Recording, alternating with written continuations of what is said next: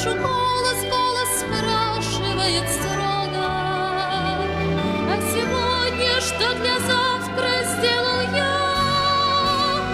Прекрасное далеко, не будь ко мне жестоко, не будь ко мне жестоко, жестоко не будь, от чистого истока. Прекрасное далеко, прекрасное далеко, я начинаю путь.